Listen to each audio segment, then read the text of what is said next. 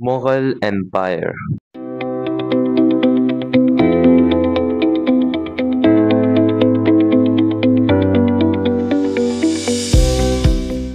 Mughal empire की हम जब भी बात करते हैं तो हमें जो है उनका आर्किटेक्चर, एक स्टेबल स्टेट और एक अच्छी एडमिनिस्ट्रेशन दिमाग में आती है।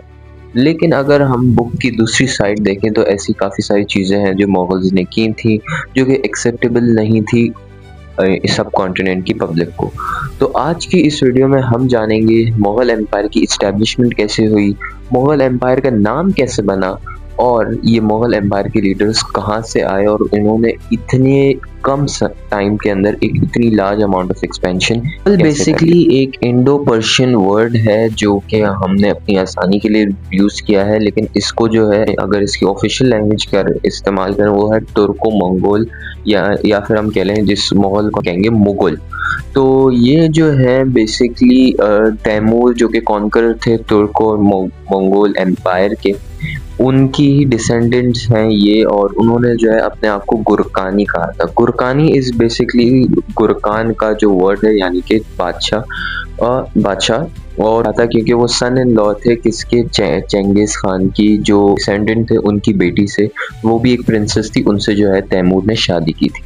तो वहाँ से जो है गुरकान कहने लगे तैमूर। तो उसी के डिसेंड से जो है ये मुगल डायनेस्टी का जो है एक नाम बना था, और उन्होंने बेसिकली उनको ऑनर करने के लिए जो है ये नाम रखा था। लेकिन ऑल दो अकबर की जो एडमिनिस्ट्रेशन थी उसमें जो है ऑफिशियल नेम जो एम्पायर का था वो हिंदुस्तान ही रखा गया था। उन्होंने मुगल एम्पायर की फाउंडेशन ले करी थी, वो थे ज़हीर उद्दीन बाबर जो कि उज़्बेकिस्तान के रहने वाले थे और तुर्क मंगोल ट्राइब था जिसका नाम था तुर्किसाइज्ड बारलास, और ये मंगोलिया के रीजन में आता था, लेकिन उज़्बेकिस्तान को जो है ज़्यादा एरिया ही कवर करता था। अब बाबर की जो पैटर्नल साइड है वो तैमूर हैं जो कि तैमूरिद एम्पायर के कॉन्करर थे, और इनकी जो मैटरनल साइड है वो चंगेज़ खान से आती है, क्योंकि तैमूर जो है मैंने अभी जैसे आपको बताया कि चंगेज़ खान की डिसेंडेंट्स में से किसी से शादी की थी। तो यहाँ से बाबर ने जो है फिर बाबर की फर्स्ट इस्टेब्लिशमेंट जो हुई थी वो हुई थी अफगानिस्तान में, काबुल के अंदर पहले उसने जो है अपना कदम रखा था, और फिर जो है सफ़ाविद एम्पायर जो कि ईरान पर्शिया में थी, और ऑटमन एम्पायर से मदद लेके वो अपने आप को जो है टुवर्ड्स ईस्ट जो है मूव करते गए। और जब सब कॉन्टिनेंट में एंटर हुए तो फर्स्ट बैटल ऑफ पानीपत 1526 में जो हुई थी उसमें उन्होंने जो है जो उस वक्त के रूलर थे वहाँ के इब्राहिम लोदी जो कि सुल्तान ऑफ दिल्ली के नाम से मशहूर थे, वो उनको जो है फर्स्ट बैटल ऑफ पानीपत में हराकर जो है अपना इंडिया की जो नॉर्दर्न रीजन है उसके ऊपर कंट्रोल कर लिया था।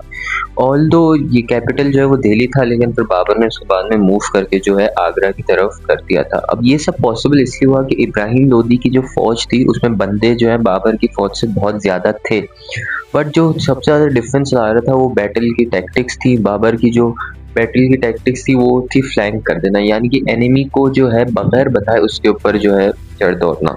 तो ये जो टैक्टिक थी बाबर की काफ़ी सक्सेसफुल होती थी। उसके अलावा उस ज़माने के हिसाब से उसके पास मॉडर्न वेपन्स हुआ करते थे जो कि कैनन्स थे, और एक लॉन्ग रेंज आर्टिलरी जो थी उसके पास मौजूद थी, जिस वजह से जो है ही became victorious against the sultans, और फिर दिल्ली सल्तनत जो है वहाँ पे ख़त्म हो गई थी। तो उसके बाद जो है बाबर ने अपनी आर्मी के थ्रू, अपनी फोर्सेस के थ्रू और अपनी स्ट्रेटजीज के थ्रू जो है सब कॉन्टिनेंट के अंदर जो है नॉर्दर्न रीजन के ऊपर पूरा कंट्रोल ले लिया था। लेकिन जो प्रॉब्लम थी वो साउदर्न रीजन की तरफ थी, क्योंकि वहाँ पे जो है मराठास थे, एंड मराठास जो थे वो काफ़ी वेल इक्विप्ड थे, तो इसलिए बाबर ने उनको नहीं चढ़ा, अपना नॉर्दर्न रीजन के ऊपर ही जो है वो कंट्रोल रखा था।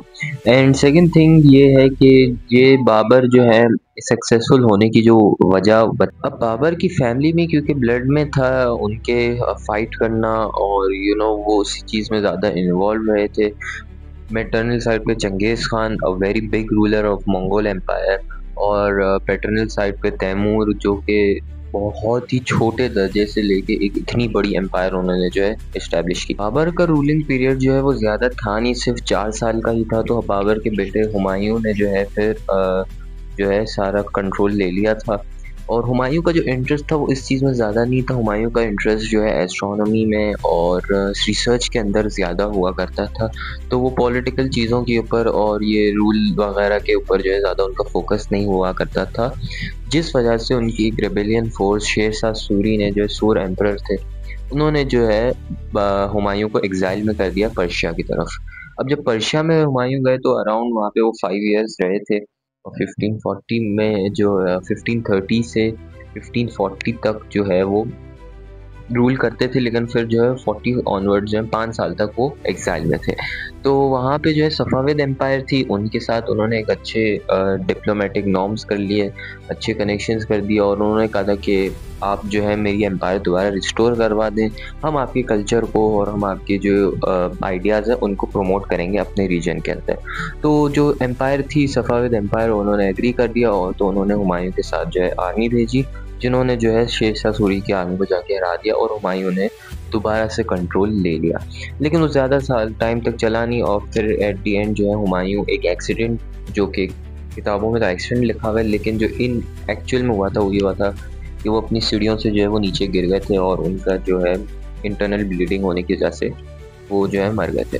तो यहाँ पे जो है हुमायूं का टेन्योर एंड होता है। बहुत ज़्यादा डिटेल इसकी इसलिए नहीं है, अगेन वही बात कि हुमायूं का जो इंटरेस्ट था वो रूल के ऊपर ज़्यादा था नहीं, जिस वजह से वो एग्जाइल हुए थे। हुमायूं के बाद जो है अकबर का पीरियड स्टार्ट होता है, और ये गोल्डन एरा होता है मुग़ल एम्पायर का, क्योंकि इसी एरा के अंदर मुग़ल एम्पायर इकोनॉमिकली भी बहुत स्ट्रॉन्ग हुई थी, और जो मिलिट्री वाइज भी बहुत ज़्यादा पावरफुल हुई थी, क्योंकि अकबर ने जो है, अकबर की पॉलिसीज़ एज एन एडमिनिस्ट्रेटर वो बहुत अच्छे थे। एन अकबर जिसको हम कहते हैं, एडमिनिस्ट्रेशन ऑफ अकबर। तो ये एक बहुत ही पावरफुल लीडर थे, और इनफैक्ट सबसे पावरफुल लीडर पूरी मुग़ल एम्पायर की अगर आप हिस्ट्री देखें। इसकी वजह ये है कि इन्होंने एक सिस्टम पूरा जो है वो डेवलप किया था, थ्रू टैक्सेस हो गए, फिर कल्टीवेशन हो गई, लैंड रिफॉर्म्स लाए थे, बहुत सारी ऐसी चीज़ें हैं जो कि अकबर ने की थी स्टेट को स्टेबल करने के लिए। अब सबसे पहले सबसे कॉमन जो चीज़ है वो है, अकबर ने जिजिया टैक्स की इंट्रोडक्शन की थी, और उस टैक्स में बेसिकली ये होता है कि जो भी पेसेंट उसकी लैंड की कल्टीवेशन जितनी होगी उसका ऑलमोस्ट 50% उसको टैक्स देना होगा। लेट्स सपोज कि मेरे गंदुम है वो अराउंड 100 किलो की जो है मेरी गंदुम प्राइस बनती है 10,000 रुपये, तो मुझे जो है उस 10,000 के जो है 5,000 रुपये टैक्स में देने होंगे। तो ये जो है एक सिस्टम, जिजिया टैक्स का सिस्टम अकबर ने जो है इंट्रोड्यूस किया था, जिससे इकोनॉमी को बहुत ज़्यादा फ़ायदा हो रहा था। अब इस टैक्स की परसेंटेज जो है मुस्लिम्स के ऊपर कम थी, इनफैक्ट मुस्लिम्स के ऊपर ऑलमोस्ट नहीं के बराबर ही थी, और जो हिंदूज़ थे उनके ऊपर ज़्यादा थी। अब यहाँ से जो है एक डिसएग्रीमेंट शुरू हो जाता है कि हिंदूज़ जो हैं वो रिबेल करते हैं, जंगें लड़नी पड़ती हैं अकबर को, और फिर खैर वो ऑब्वियसली उसमें विक्टोरियस हो जाते हैं, क्योंकि पावरफुल के सामने पावरलेस जो है वो हमेशा हारता ही है। तो खैर, तो ये रिफॉर्म से जो है हिंदू काफ़ी नाखुश थे, और इस्लामिक पॉलिसीज़ जो है वो अकबर ज़्यादा लेकर आते हैं। अगर मैं आपको आसान लफ्ज़ों में बताऊँ अकबर का दौर, तो वो आप कह सकते हैं कि अकबर का जो पीरियड था वो बिल्कुल पाकिस्तान में जिस तरीके से ज़िया उल हक का पीरियड था, हर चीज़ इस्लाम के ऊपर चलती थी। अकबर ने जो है अपना एक रिलीजन भी बना दिया था, और उस रिलीजन को जो है उन्होंने बताया था, कह रहे हैं दीन इलाही के नाम से, और ये इसका एजेंडा ये था कि भाई ये जो है इस्लामिक प्रिंसिपल्स प्लस अकबर जो है वो दुनिया के वर्ल्डी सेंटिमेंट्स को देखते हुए उन्होंने ये रिलीजन जो है वो बनाया है। अब इसके ऊपर बहुत सारी जो है डिसएग्रीमेंट्स हुए थे, कुछ लोग कहते हैं कि ये सही किया था, कुछ लोग कहते हैं कि शिर्क है, किसी एक मज़हब होने के बावजूद क्यों दूसरा मज़हब अकबर को बनाना पड़ा। इसके ऊपर XYZ जो है डिबेट होती है, बट क्वेश्चन यही है कि हिंदुओं का अभी भी डिसएग्रीमेंट रहता है, और सिख्स के अगेंस्ट जो है वो अकबर की लड़ाई हो जाती है। सिख जो है मानते नहीं है, और वहाँ उस वक्त के सिख जो थे गुरु अर्जुन, उन्होंने जो है अकबर के खिलाफ लड़ने का फैसला किया था।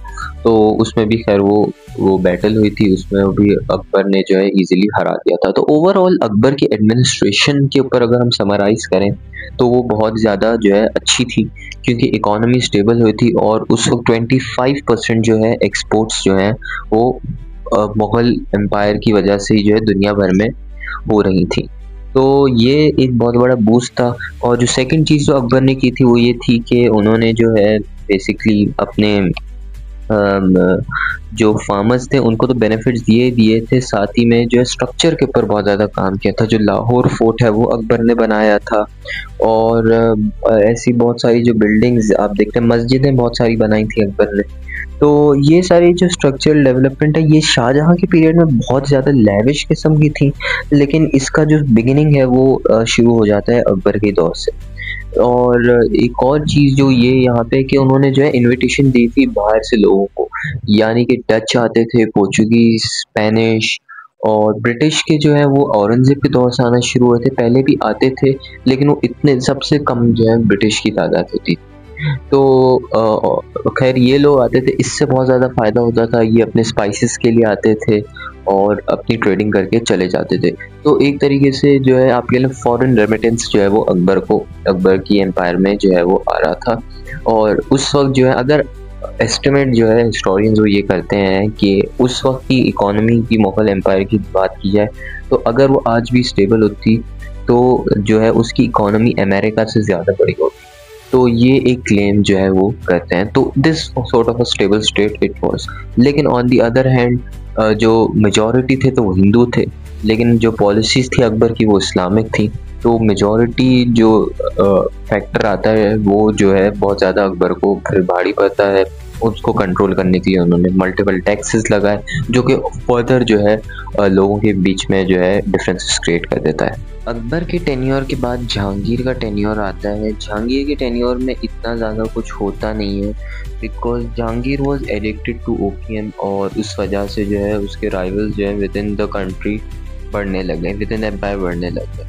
अब उसने क्या किया है, उसने भी वही अकबर वाला काम किया, इस्लामिक पॉलिसीज़ को जो है ज़्यादा एम्फसाइज़ किया, और उसने जो है ये एक टैक्स मदद माश के नाम से एक टैक्स इंट्रोड्यूस किया। जिस भी शख्स को कुरान कोई हिफ्ज़ करता है या फिर इस्लामिक नॉलेज जो है वो ज़्यादा रखता था, उसको जो है ये लैंड रेवेन्यू के ऊपर टैक्स कम होता था, यानी कि वो सस्ते दामों के अंदर जो है अपनी ज़मीन ख़रीद सकता है, और साथ ही साथ में उसकी जो वैल्यू है विद इन द ईयर्स वो ज़्यादा बढ़ती जाएगी। ये फैसिलिटी जो है उसने जो है प्रोवाइड की, जिस वजह से अगेन जो पहले से ही अकबर के जिजिया की वजह से प्रॉब्लम्स क्रिएट हो रही थी, वो दोबारा से जो है जहांगीर के पीरियड में इस पॉलिसी की वजह से जो है वो क्रिएट होने लगे। तो जहांगीर के टेन्योर को जो है कितने अच्छे तरीके से, जहांगीर के बाद आ जाते हैं शाहजहां। शाहजहां जो है वो मुगल रूल में जो है आर्किटेक्चर की वजह से ज़्यादा फेमस हैं, क्योंकि इन्होंने वर्ल्ड क्लास आर्किटेक्चर, आज 7 वंडर ऑफ द वर्ल्ड में जो है ताज महल है वो भी शाहजहां ने ही बिल्ड किया था, और वो प्योर मार्बल से पूरा बना हुआ है।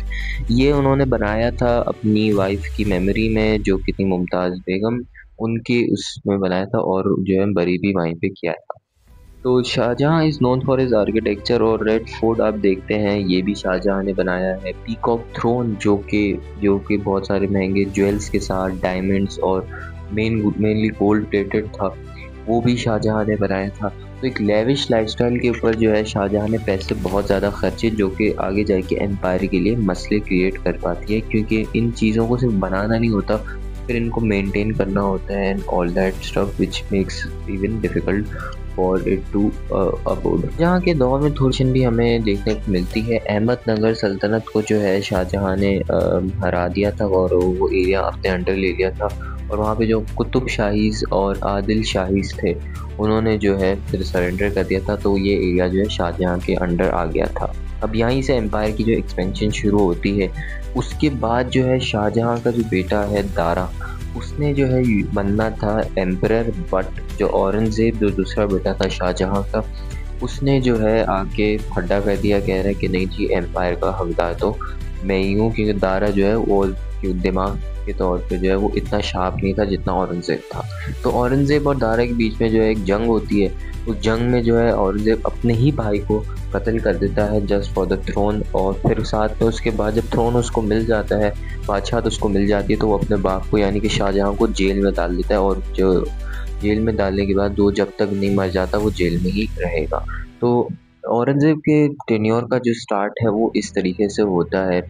And sad thing is that के लोग यहाँ पे जो है इसको एक बहुत अच्छी फिगर के तौर पे प्रेजेंट करते हैं कि देखो उसने क्या काम किया, ये किया। अभी इसके टेन्योर के ऊपर भी हम बात करते हैं। डायनेस्टी की जो सबसे ज़्यादा टेरिटोरियल एक्सपेंशन हुई थी वो औरंगज़ेब के ही दौर में हुई थी, क्योंकि औरंगज़ेब ने जो है बेसिकली अपना सारा पैसा और मुग़ल्स का जो फाइनेंस था वो सारा आर्मी के अंदर लगाया था, तो वो लैंड ज़्यादा से ज़्यादा कैप्चर करता था। तो अब Mughal empire as of Aurangzeb के एक सारे कॉन्कर के बाद जो है वो अफ़गानिस्तान के नॉर्दर्न रीजन से बांग्लादेश तक पूरा स्ट्रेच हो रही थी, और सबसे ज़्यादा जो है एशिया के अंदर लार्जेस्ट एम्पायर थी उस वक्त। तो औरंगज़ेब ने बेसिकली अपने टाइम पे जो है फ़तवा आलमगीरी को जो है इंट्रोड्यूस किया था, जो कि बेसिकली इस्लामिक लॉ का जो है एक कलेक्शन था, जिसमें बहुत सारे इस्लामिक प्रिंसिपल्स को इंक्लूड किया गया, और नॉन मुस्लिम्स के साथ जो है बहुत बुरी तरीके से ट्रीट किया था औरंगज़ेब ने। एक सिख गुरु थे, उनकी भी एग्जीक्यूशन की थी, तेज बहादुर उनका नाम था, और सिख कम्युनिटी को जो है पूरी तरीके से उन्होंने ऑप्रेस कर दिया था क्योंकि पिछली पास्ट को देखते हुए, क्योंकि बाकी के लीडर्स के साथ भी मुगल्स के जो हैं वो सिख का मसला रहा है। और सेकेंड एंड पे जो है औरंगज़ेब का जो ज़्यादा पैसा लगा है वो साउथ इंडिया के ऊपर लगा है, क्योंकि वहाँ पे जो मराठास थे, फॉर 25 ईयर्स औरंगज़ेब उनसे लड़ते रहे लेकिन कभी भी विक्टोरियस नहीं निकले। तो एक कंसर्निंग मोमेंट था औरंगज़ेब के लिए कि यहाँ पे अगर मैंने अपने एम्पायर को इस्टेब्लिश नहीं किया या फिर कंट्रोल यहाँ पे नहीं लिया, तो इन फ्यूचर जो है आगे जाके ये प्रॉब्लम क्रिएट करेगा।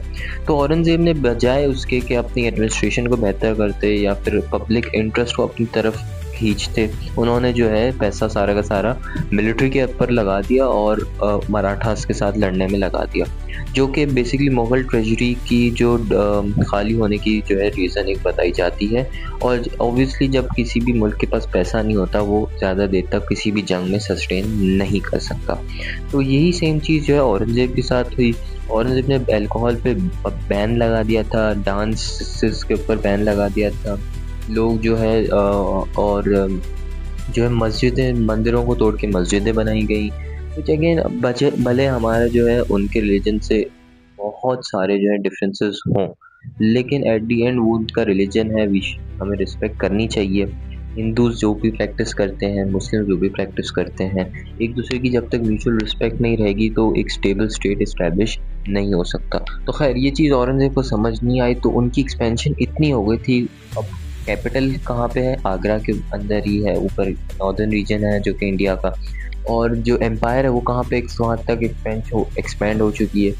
अगर आप वेस्ट में जाएं तो कई हज़ार किलोमीटर, ईस्ट में जाएं कई हज़ार किलोमीटर, तो लुकअप करने के लिए जो है बहुत ज़्यादा मुश्किल हो गया था। और सेकंड फैक्ट इज़ दैट के ब्यूरोक्रेसी के अंदर और इंटरनल गवर्नमेंट में जो है औरंगज़ेब ने हिंदूज़ को ज़्यादा प्रेफर किया था मुस्लिम्स के कंपैरिजन में, जो कि एक बहुत बड़ा रीज़न बनी, क्योंकि अब उसके अंदर, उस ब्यूरोक्रेसी के अंदर बहुत सारे ऐसे भी हो सकते हैं जो स्पाई हों, जो मराठास के लिए काम कर रहे हों, या वो सारी रेबिलियन फोर्सेस जो कि मुगल्स के अगेंस्ट ही उनके खिलाफ काम कर रहे हो। तो ये यहाँ पे औरंगज़ेब ने जो ये एक ब्लंडर किया था, जिस वजह से जो है एम्पायर का एक कोलैप्स जो है फिर हमें देखने को मिलता है। तो there are multiple causes for the downfall of Mughal empire, लेकिन जो सबसे मेन अगर हम तीन मेन कॉजेज को कंबाइन करें, तो पहला तो ब्रिटिश राज है, जिसको हम अगली वीडियो में इंशाल्लाह डिस्कस करेंगे। लेकिन जो दूसरा है वो है इकोनॉमिक कोलैप्स। आपने सारा का सारा पैसा जो है वो आर्मी के अंदर लगा दिया। No doubt army is an important fact हो, लेकिन साथ में आप ये भी तो कहें छोटे छोटे ट्राइब्स हैं वो आपके एम्पायर को इंटरनली डैमेज करने, उनको कंट्रोल करने के लिए आपने कोई पुलिस फोर्स नहीं बनाई, कोई इंटरनल सिक्योरिटी सिस्टम नहीं बनाया, क्योंकि जो सारा फसाद शुरू हुआ था वो इंटरनली शुरू हुआ था। ईस्ट इंडिया कंपनी आई थी, वो वेल इक्विप्ड थी, वेल एडवांस थी। उन्होंने जो है आपके बेसिकली ये कह लें कि इंफ्रास्ट्रक्चर पूरा आपका डैमेज था, उन्होंने बस एक पिन पॉइंट किया और वो सारा का सारा खुद ब खुद गिर गया।